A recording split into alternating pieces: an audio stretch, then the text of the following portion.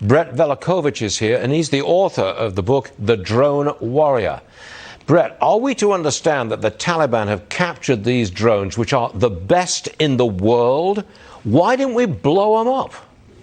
Well, Stuart, this just keeps getting worse every single day. Yeah. Every single day, our credibility and influence around the world is diminished further because of this mess. The Taliban has now become the de facto industry standard for terrorism, and other groups are looking up to them. And this is going to be Joe Biden's legacy. He's going to go down in history as a president responsible not just for leaving the U.S. vulnerable, but the rest of the world. And these weapons, like this drone technology, is still there because of the failure of the Biden administration to effectively prepare this inevitability when veterans like myself have been for months screaming at the top of our lungs that this exact scenario would happen. Okay, and this whole whistle pass diplomacy isn't going to work. My concern, especially as it relates to these weaponry, is twofold. One, I don't think we know the full extent of what has been left behind. All right, we're getting our intel right now from amazing reporters on the ground, but we've lost our eyes and ears there on the battlefield, so we have very little intel to understand that. And we're getting our information from Taliban social media posts that are showing these caches of weaponry.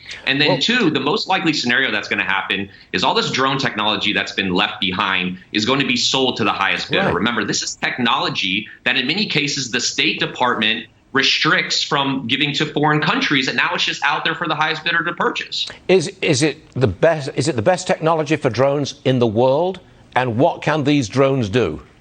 Sure. So look, I'm not concerned that the Taliban is going to start flying around medium to long range drones, right? We're not going to see a Predator drone being flown by the Taliban around Afghanistan. That's unrealistic. And it takes a large military apparatus, massive cost, and a huge technical framework behind this and these massive communication networks that span the globe to control it. But the handheld ones, yes, this is very sophisticated technology. Yes, it does take a little bit of a level of expertise and technical know-how. It's not just as simple as throwing a handheld drone up and you're able to fly. But again, this is technology that the Chinese government wants. Remember, one example of that is if you recall back to the bin Laden raid, all right, we had a U.S. stealth helicopter that crashed over Pakistan. And before the news outlets even knew that it had crashed, China had been given access to that helicopter and the stealth technology. And of course, they're going to take it back and recreate it. And that's the exact same thing that's going to happen with this drone tech is they're going to take it and we're going to see it